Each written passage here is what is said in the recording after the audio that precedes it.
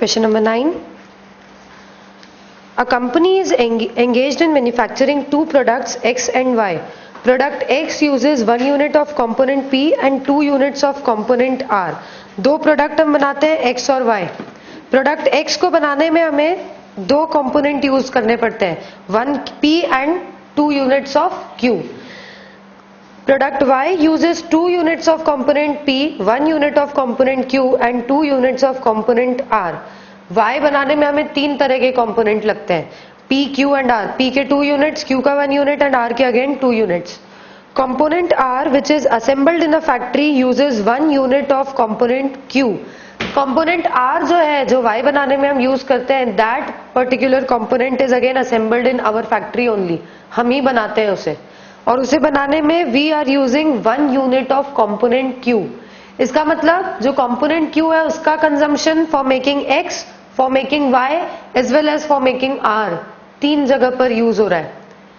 P का consumption सिर्फ finished products बनाने में ही हो रहा है X एंड Y, जबकि Q का consumption is for X, Y as well as for R. Components P and Q are purchased from the market. The company has prepared the following forecast of sales and inventory for the next year. दोनों product X और Y के हमें sales दिया हुआ है in quantity. Then at the end of the year, that is closing stock. At the beginning of the year, that is the opening stock. It's given. The production of both the products and assembling of component R will be spread out uniformly throughout the year. The company at present orders its inventory of P and Q in quantities equivalent to 3 months production. जितना भी हमें चाहिए होता है हम 3 months का production एक ही बार बुलाते हैं. दैट मीन्स एनुअल रिक्वायरमेंट को 4 पार्ट्स में डिवाइड किया जाता है. हर क्वार्टर में हम एक बार परचेज करते हैं. The company has compiled the following data related to two components. Component P और Q का डिटेल हमें दिया हुआ है. Price per unit, order placing cost per unit, carrying cost per annum. आप जानते हो ordering cost and carrying cost. Prepare a budget of production and requirements of components during the next year. Suggest the optimal order quantity of components P and Q. आपको एक तो budget बनाना है. Budget कौन कौन से? First is the production budget, second is component requirement budget. Requirement budget मतलब consumption budget या usage budget, कितने यूनिट्स हमें लगेंगे for P, Q and R. And second point में हमें optimal order quantity that is EOQ find करना है for P as well as Q. EOQ याद है ना? ओके. सबसे पहले let's make the production budget. Production budget बनता है फिनिश गुड्स का, फिर कितने फिनिश गुड्स हमें प्रोड्यूस करने हैं. जो दूसरा बजट है that is for raw material, कितना रॉ मटेरियल हमें यूज करना है, raw material requirement budget. This production budget which will be for finish goods. हमें फर्स्ट जो टेबल दिया हुआ है उस टेबल में सेल्स दिया है, ओपनिंग स्टॉक दिया है, क्लोजिंग स्टॉक दिया है. Using all these three we can find out the production quantity. अभी हमने इसके पहले वाले क्वेश्चन में भी देखा, production is nothing but sales plus closing stock minus opening stock. Okay, तो हमें ये तीनों ही चीजें दी है, सिंपली लिख के and we just have to sum up.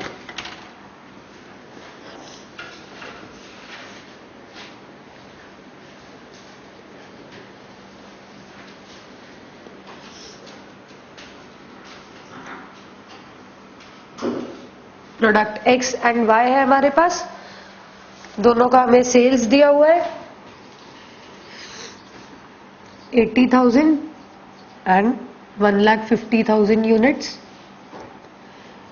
Closing stock दिया हुआ है 10,000 एंड 20,000. ओपनिंग स्टॉक दिया हुआ है 30,000 and 50,000. So sales plus closing minus opening, this will give us the production quantity.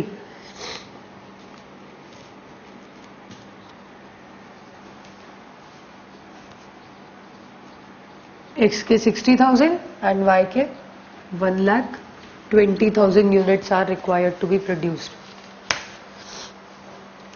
Second budget है material requirement budget.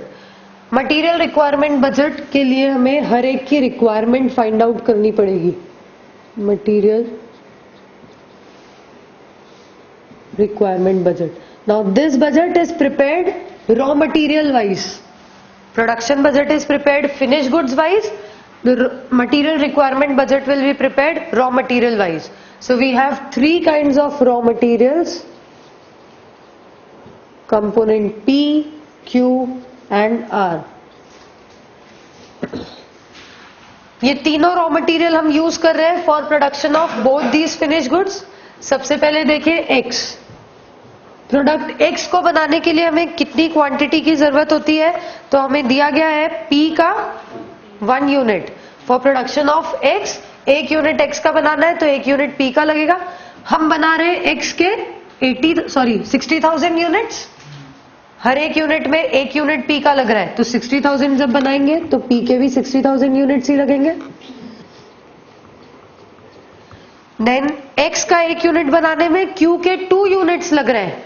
We are producing 60,000 units of X, तो Q के लगेंगे टोटल 1,20,000 यूनिट्स, और R यहां पर यूज नहीं हो रहा है.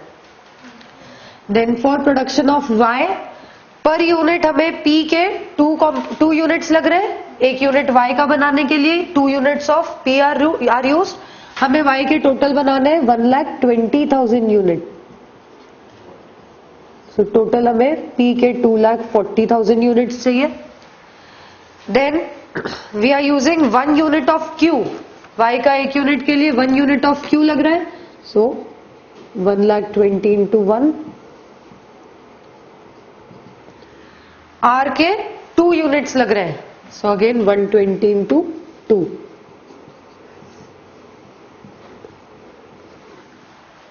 ओके. अब ये जो मटेरियल, ये जो R है हमारा कंपोनेंट R, ये हम कहीं से खरीदते नहीं है, ये भी हम खुद ही बनाते हैं. और इसको बनाने के लिए हमें Q चाहिए होता है. 1 यूनिट ऑफ R बनाने के लिए 1 यूनिट Q का चाहिए, तो Q की हमें ज्यादा रिक्वायरमेंट है. ये क्यों बना रहे हैं हम? ताकि हमें मिल जाए कितनी क्वांटिटी हमें खरीदनी है, हमें हमारी रिक्वायरमेंट पता चल जाए, मार्केट से कितना परचेज करना है. तो उसके लिए हमें Q में ये पोर्शन भी डालना पड़ेगा, Q के कितने यूनिट चाहिए for production of R. So we will use 2,40,000 units of R for production of finished goods, और 1 यूनिट R का बनाने के लिए 1 ही यूनिट Q का भी चाहिए.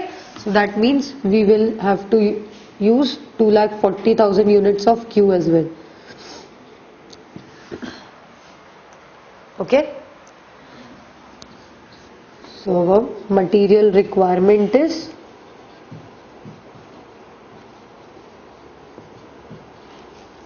in units. हमें P के लगेंगे total 3 lakh units and Q के 4,80,000, और R तो हमें बाहर मार्केट से खरीदना ही नहीं है. आउटसाइड मार्केट से R का कोई परचेज ही नहीं है, ये तो हम इंटरनली बना रहे हैं. Okay. This is the raw material requirement budget. Raw material purchase budget नहीं बोला है या कॉस्ट बजट नहीं बोला है. जब वो बोलते हैं then you will have to multiply this by the price given. अच्छा, ओपनिंग क्लोजिंग स्टॉक भी कुछ नहीं है ना, कुछ भी नहीं है. रॉ मटेरियल के बारे में सिर्फ और कोई इंफॉर्मेशन दी नहीं है. So this is our actual budget.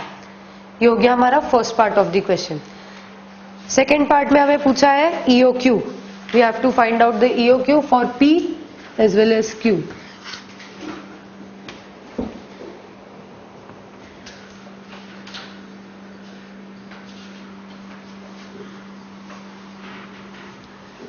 EOQ का फॉर्मूला याद है क्या किसी को? स्क्वायर रूट ऑफ 2 AB या जो भी आप यूज करते हो, AO. Okay, AO upon C. So EOQ is equal to under root of AO upon C. So we will need all these 3 variables. ये तीनों अगर हमें मिल जाए तो हम EOQ फाइंड आउट कर सकते हैं. A is the annual requirement. पूरे साल में हमारी रिक्वायरमेंट कितनी होगी फॉर एनी मटेरियल, हमने ये फाइंड करी है रिक्वायरमेंट. P के हमें चाहिए टोटल 3 लाख यूनिट्स, क्योंकि हमें चाहिए total 4,80,000 units. So this is the A, annual requirement.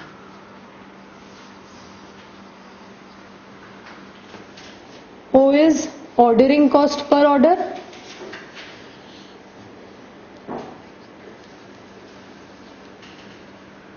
Question में दिया हुआ है order placing cost is 1500 for both the products. Then C is carrying cost per unit per annum. ये भी क्वेश्चन में दिया है 20%. 20% मतलब परचेज प्राइस का 20%. So we have purchase price, P का परचेज प्राइस इज 20 का 20% फॉर Q का परचेज प्राइस इज 8 का 20% इज 1.6. क्या हुआ? Any doubt? कुछ है तो बोलो ना. So we have all the 3 variables. इनको अप्लाई कर देंगे in the formula of EOQ.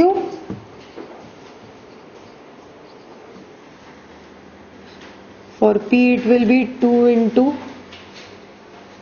3 lakh into 1500 divided by 4, and for Q 2 into 480 into 1500 divided by 1.6.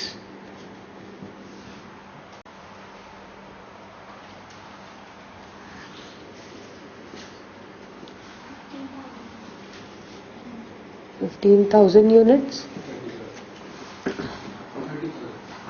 30,000 units. This is the optimal order quantity or the EOQ. इतनी quantity अगर एक बार में order करेंगे so our total cost will be minimized. Any doubts? लिख लो.